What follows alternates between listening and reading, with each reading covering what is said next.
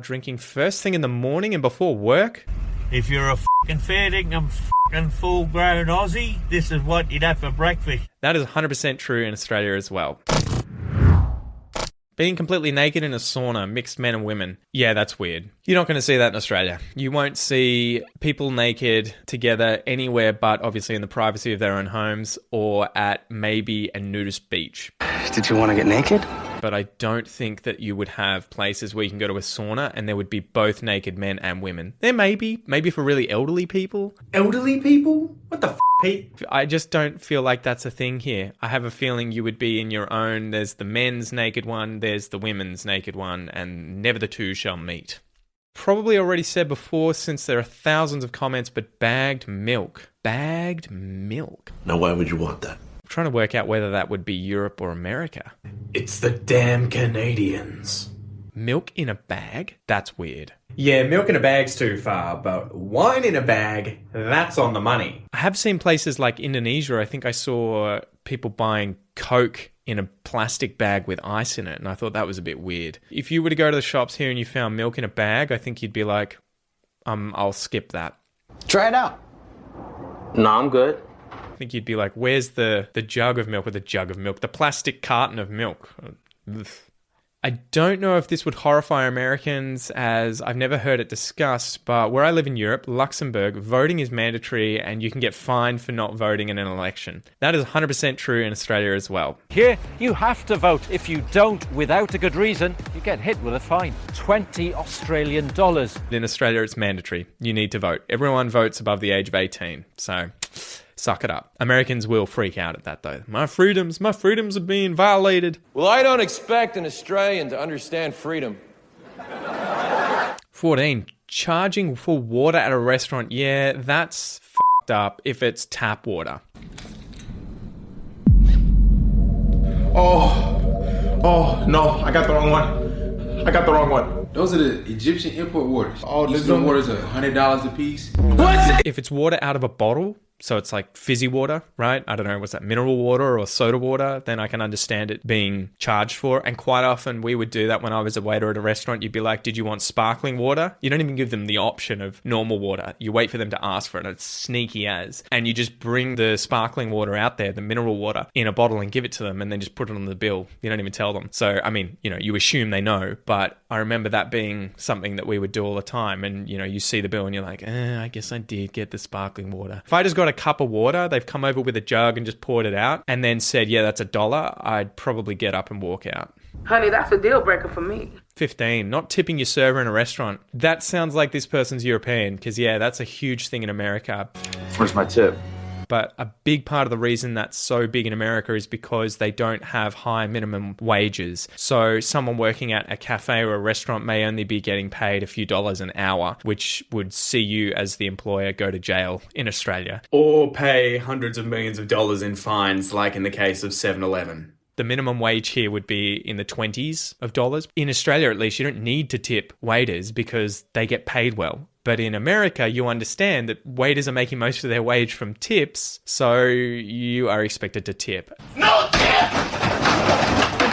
It's just interesting cultural differences. I always loved it working in a restaurant when we had Americans come in because generally they would tip you very well, but they didn't need to. Not being circumcised. I have a feeling this would be another American thing. Maybe most Americans are circumcised. I don't know if that would be American or European. I think circumcision's going out the window. It's becoming less and less common. Actually, a lot of couples are choosing not to circumcise these days. And I remember going to high school and, going to swimming classes and everyone getting changed. And there were a few kids that were circumcised, but there were quite a few who weren't. And it was never a weird thing. You never got made fun of. There was never, ew, you've got a foreskin, you freaking weirdo. But as well, there was never any, ooh, you don't have a foreskin, you freaking weirdo. So, interesting. Casual drinking culture. Not so much how low the drinking age is, but how comfortable some people are drinking first thing in the morning and before work. I think we have that here in Australia. Get on the beers. That's your civic duty. That's what's most important, and that's what must be done. You've definitely got people who are probably problem drinkers, right? Alcoholics or borderline alcoholics who drink in the mornings or before work. But that'd be like rolling out of bed and having a Coke. What's wrong with that? It just seems weird. For me, at least, if you're going to drink alcohol, it's typically lunchtime or later. And for lunch, it's going to be because you've gone out to a restaurant with friends or family and you're celebrating something. Want some more? In the evening, it's pretty normal to have a beer or a glass of wine, but rolling out of bed and pouring yourself a glass of wine or a whiskey or something is freaking weird. The mailman doesn't leave packages unattended on your porch. He either gives you it on the doorstep or you go and get it from the post office. Much less infuriating than getting it stolen or thrown across your yard by a mailman. I think this person's probably European because I think in America it's very common for them to just leave packages unattended at your porch. We sort of have both here in Australia and it depends who's delivering them. Quite often you have the option if it's a private courier company for them to either leave it unattended at your house if you're not there, or they can drop it off at the local post office and you can go pick it up. But we would be like, oh, that's such a pain in the ass. I have to go to the post office. Just leave it on the front doorstep. We probably have packages that get stolen in some places, but I feel like it's something that's uncommon. I never see this on the news here in Australia. The postie will definitely leave stuff on the doorstep too. If you're getting regular mail through the normal post, he's going to leave it either inside the mailbox or on your doorstep.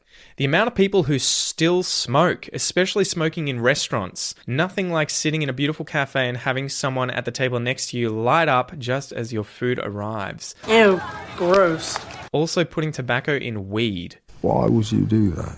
Interesting. So I'm trying to think which country this would be or which continent. I have a feeling they're probably talking about Europeans. I remember getting this culture shock when I went to France and we were going to a high school for a week or so. And I remember there was a space at high school for children to smoke at. And I was just like, that would never happen in Australia. The school would be shut down by the authorities if it was allowing children to smoke at school. But in French culture, it was just much less of a big deal. They just don't care, right? The same with drinking. Interestingly, the children in France don't really binge drink because it's just not a big deal. Loads of people smoked in Australia. We got the laws that came through saying you couldn't smoke inside anymore.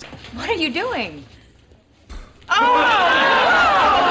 So there may be smoking areas at venues like restaurants or cafes where you can smoke, but generally it's outside the actual place, like in front of the store, or they may have a balcony somewhere outside that you could do it. If you were to ever do that inside, it's just illegal. You can't do it indoors. Another thing with weed, so they're talking about the drug marijuana or cannabis. Buffalo soldier. Mixing it with tobacco is very common in Australia too. I've smoked weed before, but I would never smoke it with tobacco because I'm much more worried about the tobacco than I am the cannabis. That is so weak. But people did it all the time. Children are allowed to taste a tiny sip of wine or beer. Young teenagers can have the bottom of a glass and 16-year-olds can often drink a full glass. Yeah. See, again, that sounds like Europe to me. That sounds like France. Here in Australia, I remember getting a sip of beer when I was a few years old. I was probably 4, 5 years old, and my dad was drinking a VB. I remember the brand. Don't sue me, VB. Vic Bitter. And I remember saying, what's that? Can I try some? Tried it and was just like, ugh. So I think he gave it to me not because he was like, yay, my kids are drinking. He was more like, yeah, try it once and you're not going to want this. Yeah, it would be very weird to allow children under the age of 18 even to have the leftover part of a glass or a beer or something. You're such a prude! Though I think, the kids are probably just going to go and sneak it anyway. After 16 or so, it may be more common to give them a glass of wine or something if they really wanted it. I want some wine! But again, that was not something I was ever given. I never had the option of, hey, you're 16, did you want a beer? So whilst editing this video and looking for clips to add in to give it a bit of spice, I stumbled across this perler. So maybe there are some Australians who love a beer breakfast. If you're a f***ing fair dinkum f***ing full-grown Aussie, this is what you'd have for breakfast, you f***ing dog tits. A f***ing VB long neck at 20 to 8 in the f***ing morning. Get that up, yeah. Thanks for joining me, guys. I hope you enjoyed this video. Check out this one if you want to learn about culture shock in Australia, and I'll see you next time. Bye. Want some more? Sure.